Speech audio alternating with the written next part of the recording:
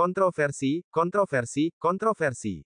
Inilah yang sekarang terjadi pada Arozi Hashim, seorang dai muda yang kerap dipanggil Buya Arozi. Akhir-akhir ini banyak pernyataan yang aneh-aneh ia lontarkan. Khususnya, setelah bergabung dengan kelompoknya Pak Heri Marzuki, atau biasa dipanggil Abati Ahmad Al-Badar, tentu, ini sangat disayangkan oleh banyak pihak. Mulai dari pernyataan, halal menikahi 50 wanita, yang kemudian buru-buru ditariknya kembali setelah mendapatkan banyak kritikan.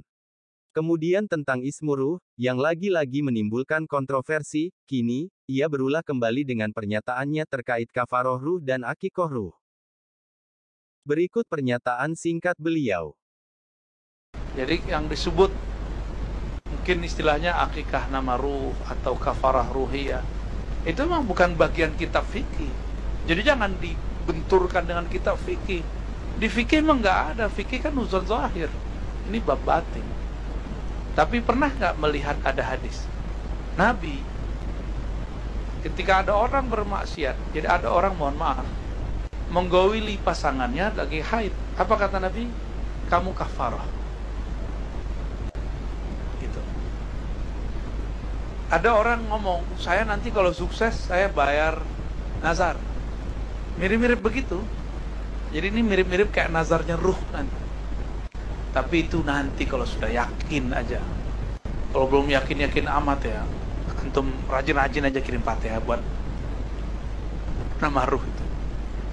Jadi di majelis tidak ada isu-isu begitu. Tapi kalau antum memang pengen, silakan gitu. Kalau sudah yakin. Ya mirip kayak, dan itu juga bukan dimakan oleh kita. Itu diserahkan nanti beliau yang nanti sebarkan.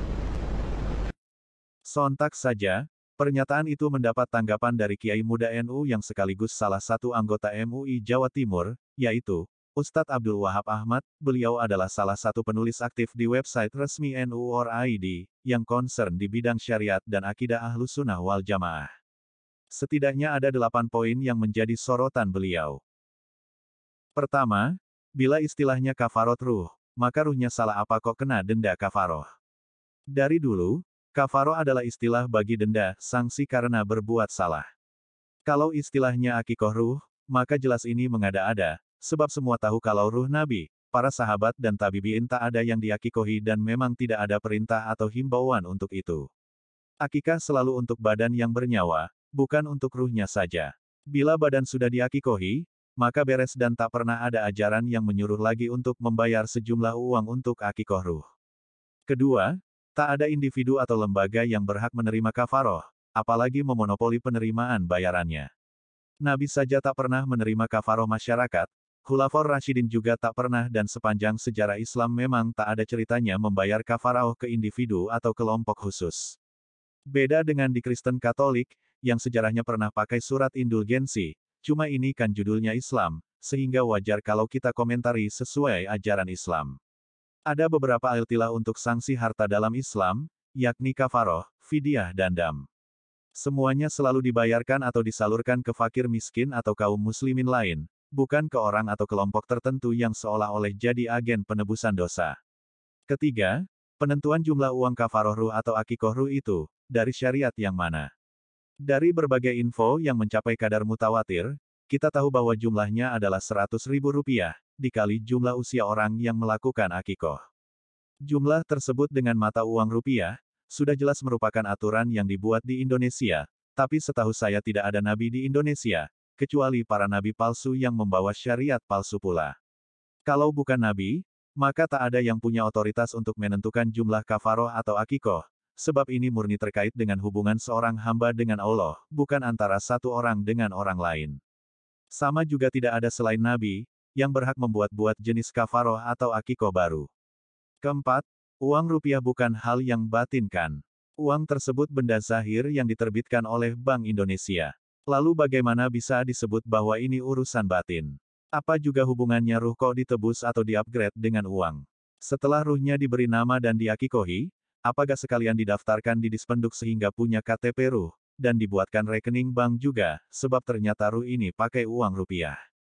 Bilang urusan batin, tapi kok pakai uang yang zahir. Dalam literatur tasawuf yang saya tahu, kebaikan ruhani selalu dikaitkan dengan kesucian hati dan amaliyah batiniah, bukan uang. Kelima, istilah kafaro atau akikoh adalah istilah fikih, bukan istilah tasawuf atau ilmu lainnya. Ini adalah transaksi real di dunia nyata yang melibatkan harta benda real, dan diberikan pada pihak-pihak penerima yang juga real. Ini jelas urusan fikih, yang diatur mekanismenya di kitab-kitab fikih. Kalau hal sejelas ini dianggap bukan urusan fikih, itu jelas keliru. Kesan yang saya tangkap seolah-olah dia ingin mengatakan bahwa, fukaha, ahli fikih, jangan ikut campur soal urusan ini. Okelah, tapi kalau fukaha tidak boleh ikut campur, apakah boleh polisi yang ikut campur soal penarikan uang rupiah dari masyarakat secara ilegal ini? Mungkin mereka bisa berkelit bahwa, ini bukan penarikan tetapi pemberian yang dilakukan secara sukarela, tapi kita tahu bahwa ini jelas bukan semacam sedekah hibah, tapi transaksi dengan iming-iming tertentu. Jadi, secara hukum sebenarnya wajar seandainya pihak berwajib ikut campur soal ini. Keenam, dia menyebut soal hadis yang jelas-jelas berisi tentang persoalan fikih. Aneh, bilang bukan masalah fikih, tapi menukil hadis hukum sebagai penguat argumennya. Kalau konsisten harusnya menukil hadis yang betul-betul bicara soal batin atau tasawuf, bukan hadis hukum fikih. Ketujuh, dari sisi konten argumen menggunakan hadis tersebut juga salah. Hadis pertama yang disebutnya berisi tentang kafaroh bagi yang bersetubuh dengan istrinya yang sedang haid. Terlepas dari, sebenarnya ini hadis lemah yang tidak dipakai oleh mayoritas ulama. Aturan kafaroh alias sanksi ini berlaku untuk kesalahan yang dilakukan oleh tubuh, bukan ruh. Kalau pakai bahasa yang agak vulgar, itu yang jimak bukan ruhnya tapi badannya, sehingga badannya yang diberi sanksi harus membayar kafaroh. Argumen kedua adalah soal nazar. Perlu dipahami bahwa nazar juga tindakan badaniah di mana seseorang bersumpah akan melakukan sesuatu, bukan tindakan ruh. Ruh saja tak bisa bernazar, dan tidak ada yang disebut nazar kalau tidak diucapkan oleh lidah yang ada di badan. Kalimat mirip-mirip nazarnya ruh, menandakan adanya syariat baru yang entah dikarang oleh siapa. Kemudian penyebutan kafaroh dan nazar dalam satu frame adalah tindakan yang tidak relevan sebab keduanya berbeda jauh.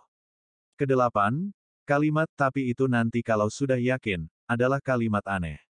Mana ada sebuah aturan di dunia fikih, atau tasawuf yang berlakunya menunggu orangnya yakin dulu. Mana ada tarekat muktabar yang amaliyahnya digantungkan pada keyakinan pengamalnya terlebih dahulu, sehingga menandakan bahwa dasar perintahnya tidak jelas. Tarekat muktabar bila menyuruh suatu amalan, selalu tegas karena sumber mereka jelas, dan tidak meragukan, misalnya, lakukan ini agar nanti hasilnya begini, dan dasar perintah ini adalah ini. Saya merasa bahwa kalimat aneh tersebut adalah isyarat yang dimunculkan oleh Allah melalui lisan dai ini, agar kita tahu bahwa aturan akikoh ruh atau kafaroh ruh ini mengada-ada.